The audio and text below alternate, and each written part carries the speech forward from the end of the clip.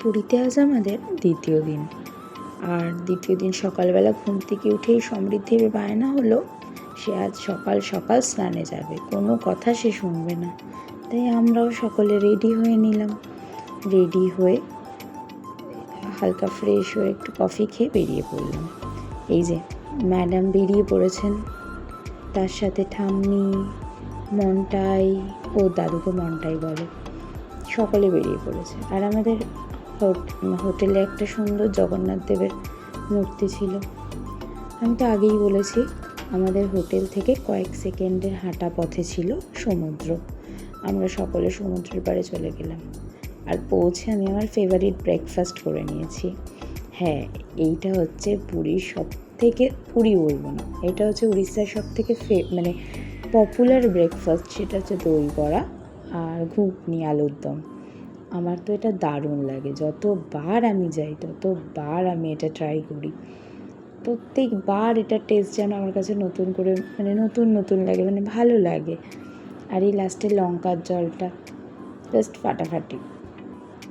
এই সমৃদ্ধি চলে এসছে এবার সমুদ্রের পাড়ে, এসেই বালি চটকাতে বসে গেছে। এটা খুব ভালোবাসে। আমি আসলে ভুলে গেছিলাম ওর ওই একটা বাকেটের মতো ছিল, সেটা নিয়ে যেতে। আর দুদিনের জন্য আমি আর বাকেটটা কিনিনি। প্রত্যেকবার গিয়ে তো আর বাকেট কেনা সম্ভব না। সেটাই ও বলছিল, তুমি তো নিয়ে আসতে পারতে মা। এই যে স্লিপ কাটছিল, বালির মধ্যে শুয়ে গড়া বই দিচ্ছিল। ওখানটা একটু ঢাল মতো ছিল। ব্যাস, ওকে পায় কে আর। এত ভালোবাসে জল, এত ভালোবাসে। আর ওর কোনো ভয় নেই।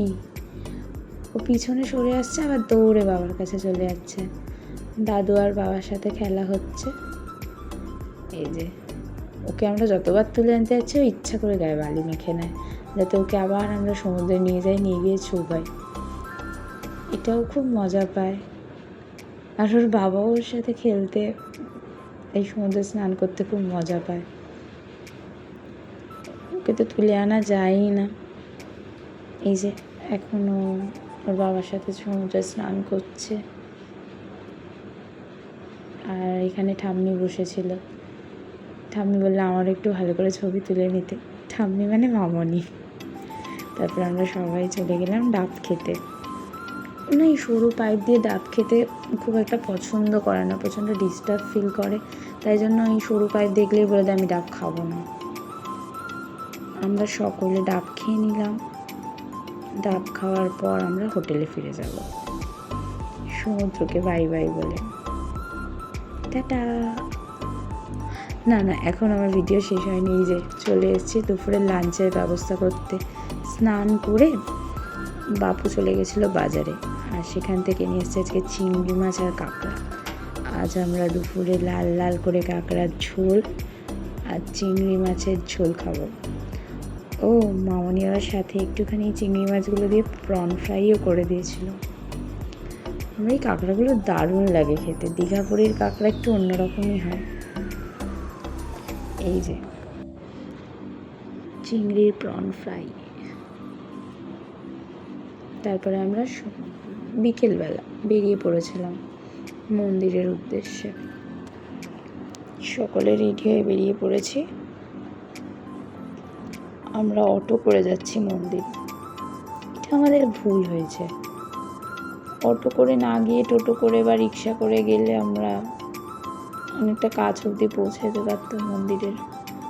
বাট অটো আমাদের অনেকটা আগে নামিয়ে দিয়েছে। টোটো বা রিক্সা হলে অনেকটা ভেতর অবধি যেত। এই মূর্তিগুলো কি সুন্দর বসানো থাকে পুরীতে সকলের বাড়িতে। আর পুরীর বাড়িগুলো কত গায়ে গায়ে হয়। আমি প্রতিবার যখনই যাই এগুলোই নোটিস করতে যাই, ভালো লাগে। তো যাই হোক, আমরা সকলে মিলে একটু গল্প করতে আর এই বাড়িগুলো দেখতে হাঁটতে মন্দিরে পৌঁছে গেছি।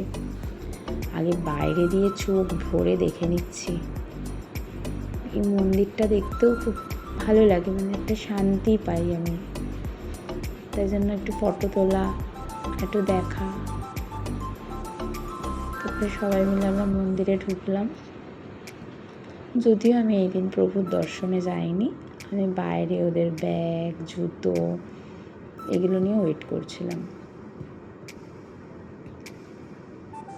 ওখানে বসে থাকার মধ্যে একটা শান্তি আছে। ওরা সকলে গেল, ওরা মন্দিরে গেল। সেদিনকে তাড়াতাড়ি দেখে চলেও এসেছিলো, খুব একটা সময় লাগেনি।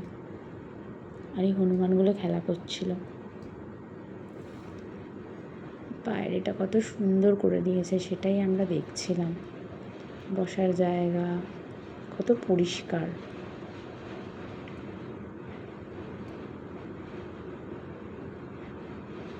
পুরীর কদিন পরই গেছিলাম, তাই ওই রথগুলো ওখানে পুরীর কদিন পরেই গেছিলাম, তাই জন্য ওখানে রথগুলো রাখা ছিল।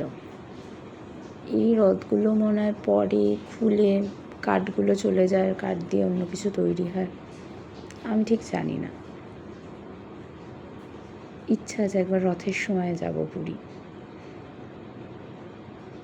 এই যে আমরা খাজা কিনলাম, একটু ঘোরাঘুরি করে মিষ্টি কিনে, তারপরে সমুদ্রের পাড় থেকে একটু বাসন কিনলাম, তারপরে সিধা হোটেলে।